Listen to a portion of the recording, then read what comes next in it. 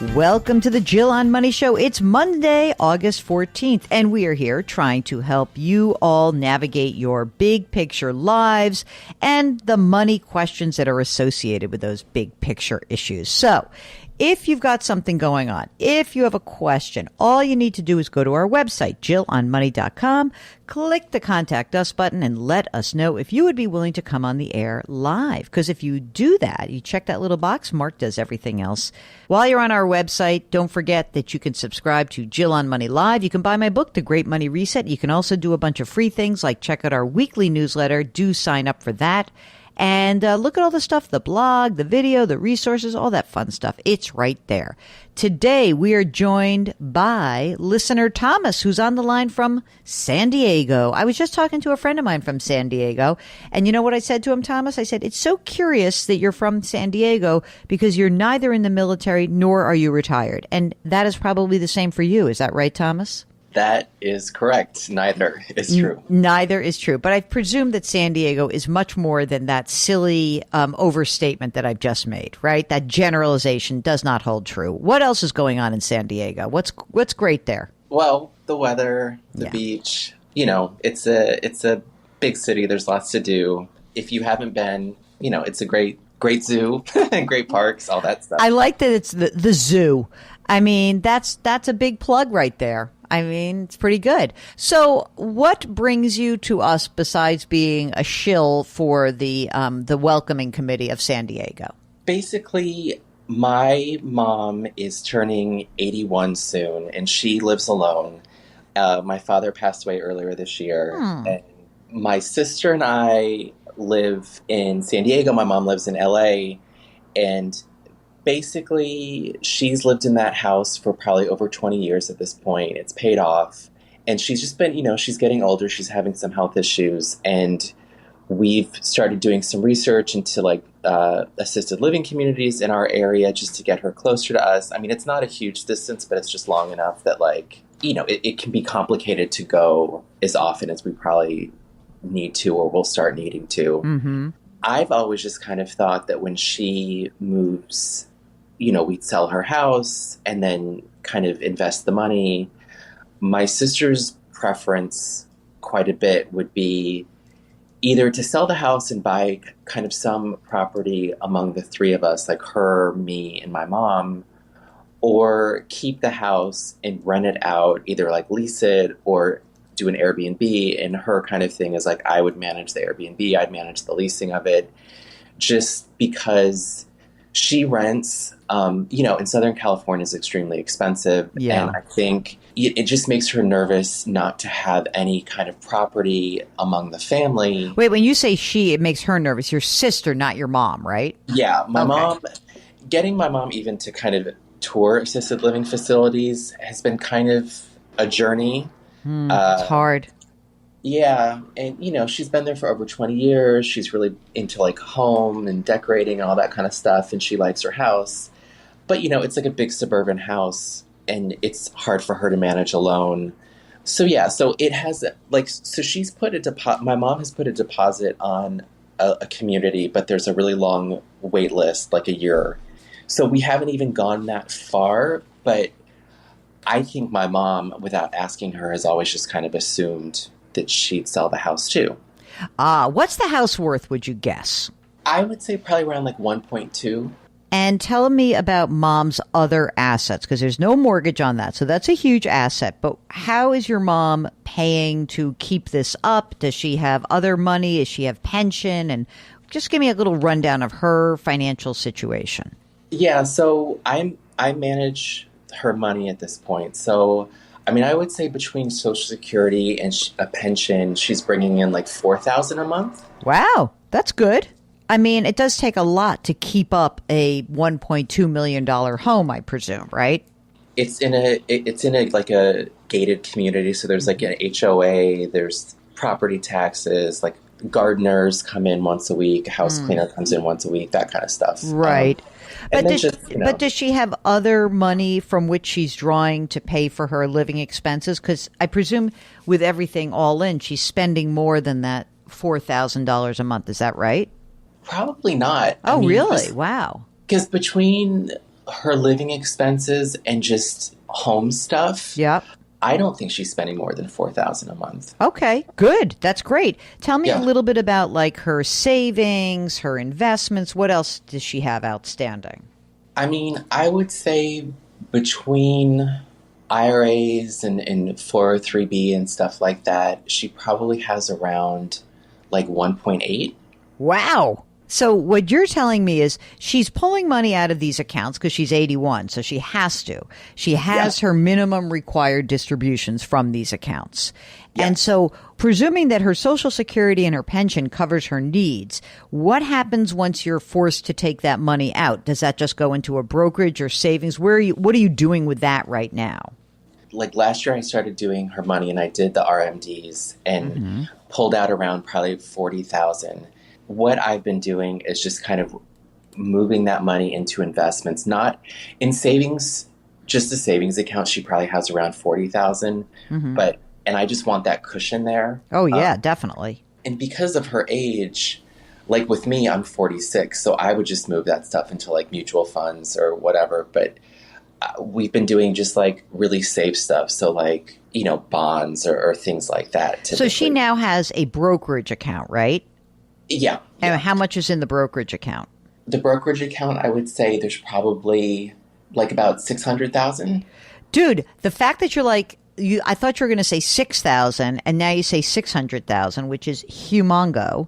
So Yeah. you're telling me that your mother's got about $2.4 million total. And yet the Social Security and the pension pretty much cover her needs right now. How much will the assisted living cost? So that's a thing. It's one of those communities where, the size of the unit determines how much a month it costs. And it also, how much you pay is determined on what you put down. If you put down a big chunk of money, it's a lot less a month. But if you don't put down any money, it's a lot more a month. So let's do it as she does not put down as much money, just for the heck of it. How much would it cost monthly? So it would be around like 12 to 14. A month. 12 Yeah. to 14 grand a month. Okay. If you had to put the most money down, what's the amount down that you would have to put to drive that monthly amount lower? For 2 bedrooms, the range would be 800,000 to 970,000. This is such a fascinating story. Do you and your sister have different financial situations? Yeah. Let's talk about that a little bit, because I'm hearing that you're like, you're sort of like a little bit less. It sounds like you're financially secure. Is that right? I mean, who's ever like financially secure? Well, I mean, you are. Yeah. I mean, I would say, like I feel more secure than she does, definitely. And this is at least a year away, though, right? I mean, I would say 6 months to a year. I am not inclined to want to keep that house. I'm sort of thinking there's two things. Is your sister seeking that house as a way for her to be able to have access to the real estate market when she really doesn't right now? I think for her, it's more of like a safety thing. Like if she, say, got evicted or something, she'd have a place to go. And I think it's also a house in Southern California will probably make more money over, say, the course of 10 years than maybe a bond would. I don't know. I mean, like I don't know that. And I feel like that's a little bit of like timing, and Yeah. like, and guessing and who knows. But here's one thing to consider. Tell me about her health situation. There is one reason why I would say that holding the house makes sense, and it is for estate tax purposes. If your mother is in pretty good financial shape, which she is in very good financial shape, she doesn't actually need the proceeds from the house. So there is something to be said for creating maybe getting a long-term renter. And I would not Airbnb this thing because I think that's like a recipe for disaster. I would if you could get a long-term renter in there, that might be good. And what you're preserving then is the ability to make sure that upon your mother's death, that you and your sister receive a step up in cost basis. Because let's say we sold the house right now. Your mom bought it 20 years ago, right? Yep. how much do you think she paid for it? She paid around 500. And this house is held in her name now, right? Because since your father passed away, or is it in some sort of trust? It's in her name. Okay. If she were to sell the house right now, what would happen is that $700,000 of gain would be part of the, just sort of a general gain. She'd get to exclude $250,000 of that, but then she would have that $450,000 would be long-term capital gains, which she'd have to pay for. Versus if she were to pass away owning that home, you guys would inherit that asset as if you paid whatever the fair market value was at the date of death. So there is one reason to actually think about potentially keeping that house, and it's to get the step up in cost basis. That's the only reason that I would have to keep the house, not about an asset play or what's going to gain more. I really don't know that. I really don't know that. Has your mom done estate planning? Is all this stuff documented in terms of her house will pass and will go into an estate and this is how the money is going to be divvied up between you and your sister? Is that all done? Yeah. I mean, if that's done, then now I don't really care. I'm okay with her keeping the house, but I would not get involved in Airbnb, and I probably would encourage your sister not to be the one responsible for it. I'd hire a property manager. Do you really? I mean, I don't know. Is your sister good at this stuff or not? No, I mean that's another issue, right? No, she's a potter. She's a ceramicist no, I'm just kidding. Yeah, but no, neither of us have, are property managers. And it's also, I mean, again, it would be I wouldn't want to get a call, 2 a.m. from a renter saying, the plumbing's off or something like that. I think, yeah. All right. So what I would say is this, if you're going to so now let's big picture. You first came on the show to say, what should we do? Should we sell the house? Not. Your mom's in great shape, right? What's going to happen is you're going to accelerate if I were you, while your mother's income is still, 22, 24%, I would start pulling more money out of the IRAs, and just pulling some of that money out and get prepared to pay this big fat monthly amount, because your $4,000 a month ain't going to cut it, right? You've got to get more money in cash to prepare for that. I might think about something in between the $800,000 down payment and the zero down payment, just to maybe get some of your expenses in line. I'd really have to look at what the options were. I mean, you could blow through a lot of money. This 12 to 14,000, does this include meals? Yeah, so it includes things like meals, local transportation, activities, utilities. What it doesn't include, though, which is kind of scary, is if there's more necessary, personal care. So help with bathing or help with eating. So basically it's an assisted living community, but you can age in place. But all that is extra. So here's what you have to think about with your sister. It may be that depending on how the trajectory of your mom's life goes and how healthy she is or is not, you may be forced to sell the house. You may need more money. She's got a lot of money. I don't want to put this as oh my God, there's something horrible, right? Because, there's $2.4 million in investments. So just looking at that's going to give you, let's call it 60, 70 grand a year from those investments, hopefully. But if you had to sell the house because she needed more care, your sister has to be prepared for that. So you can say, look, for the time being, depending on mom, when mom gets in, sure, let's hold on to the house, but we may have to sell it, and she can't fight you on that. She's going to have to agree to that up front. Yeah. Right. No, and I think we know that. It's just, it is difficult because you just don't. You don't know. You have an estimate, but you don't know. You don't know.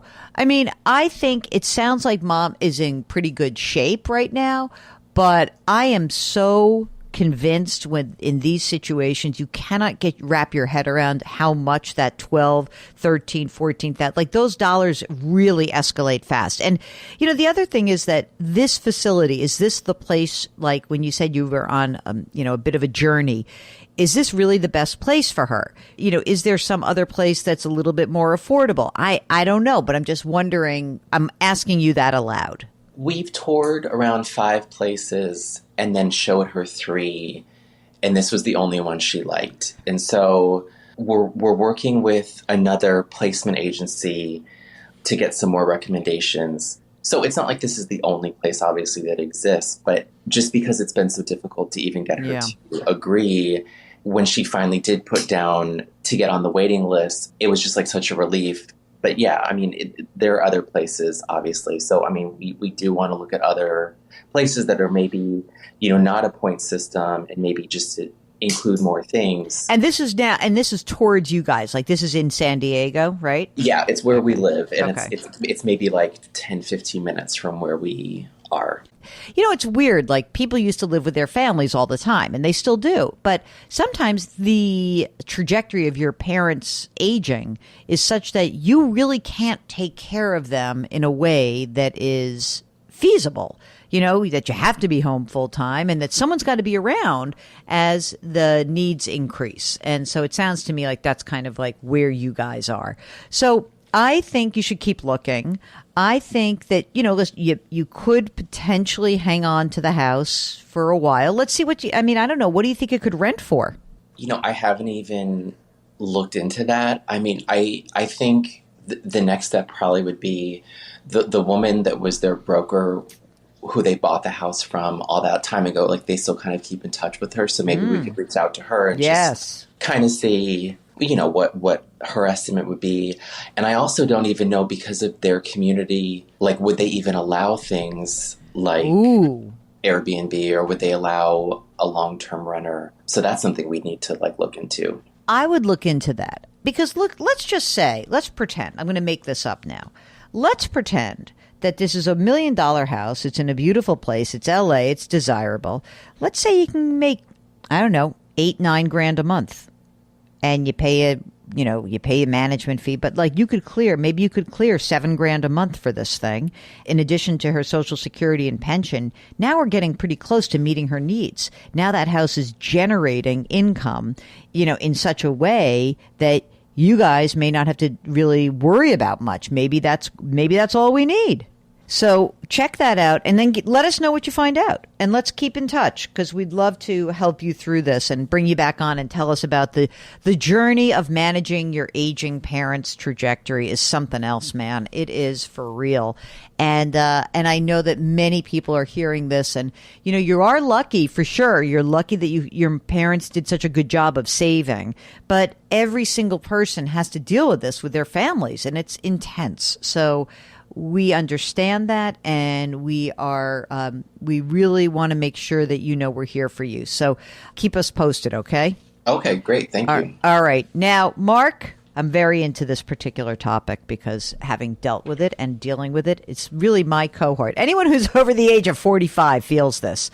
So I hope that Thomas and his sister keep talking and this all works out, but we'll keep you updated.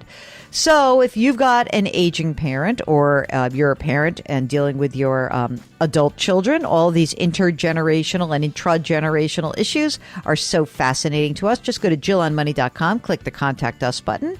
Let us know if you would be willing to come on the air. Don't forget, while you're there, you can check out all of our content. You can subscribe to Jill on Money Live, and you can buy The Great Money Reset. All right, do something nice for someone else today. Change your work, change your wealth, change your life. Thank you for listening, and we'll talk to you tomorrow.